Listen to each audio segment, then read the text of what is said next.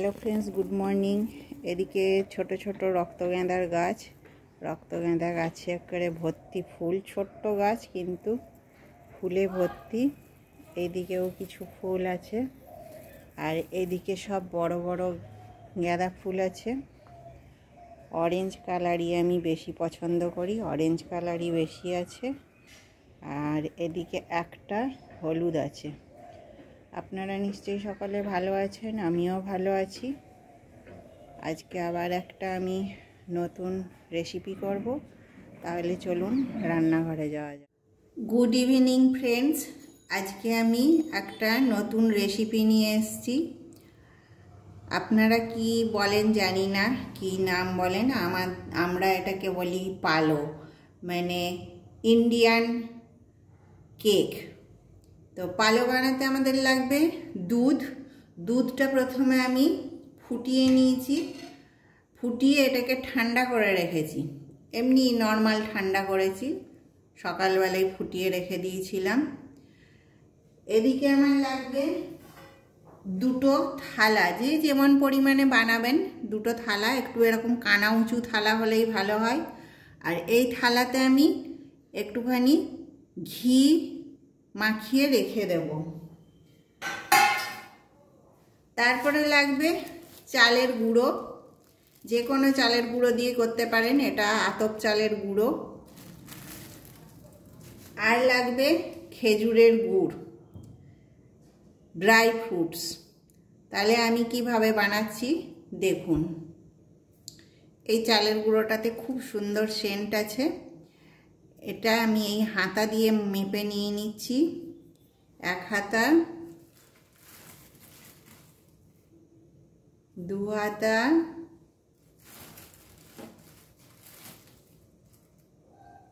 3 হাতা,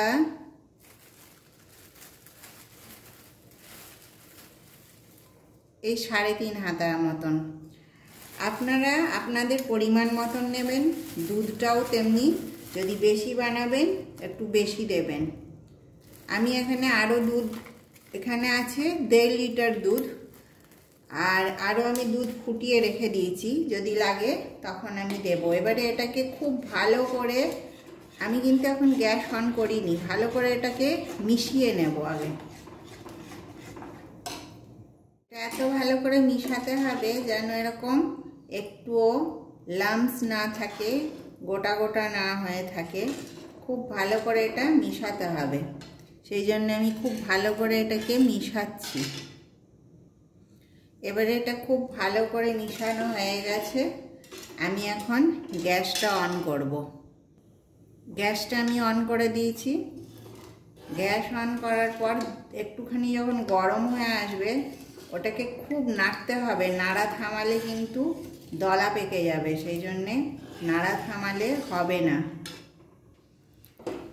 এখানে দেখতে পাচ্ছি আরও দুধ লাগবে, সেই জন্য আমি আরও দুধ এনেছি, আরও দুধ ঢেলে দিচ্ছি।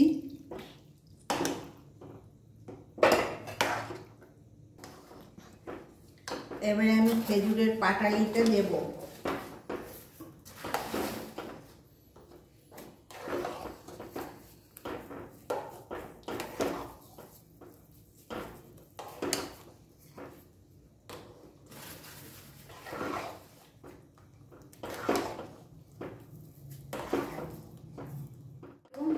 এলাচের গুঁড়ো দিয়ে দেব।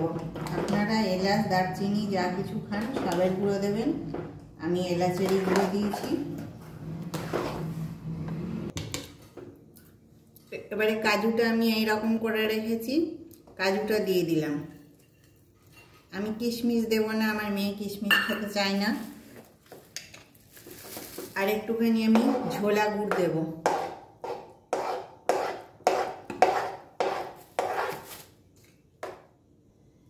এরকম ভাবে নেড়েই চলতে হবে, নেড়েই চলছি আমি।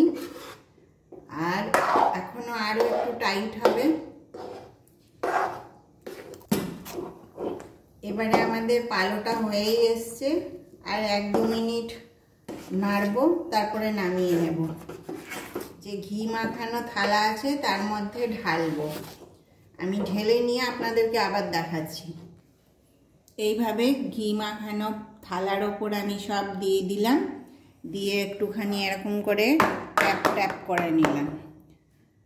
তাহলে আপনারাও এইভাবে একবার বানাবেন, বানিয়ে দেখবেন, এটা খেতে খুব সুন্দর হয়। আর আমি এটা আজকে কিন্তু ঠান্ডা হতে দিয়ে রেখে দেব, কাল আমি এটাকে পিস পিস করে কেটে আবার দেখাবো। কাল সকালে এটা কাটা যাবে, একেবারে কেকের মতন জমে যাবে। আর এইভাবে আপনারা অবশ্যই বানিয়ে আমাকে কমেন্টে জানাবেন। আমার চ্যানেলটাকে আপনারা অবশ্যই লাইক, শেয়ার, সাবস্ক্রাইব করবেন আর আমার পাশে থাকবেন। নমস্কার।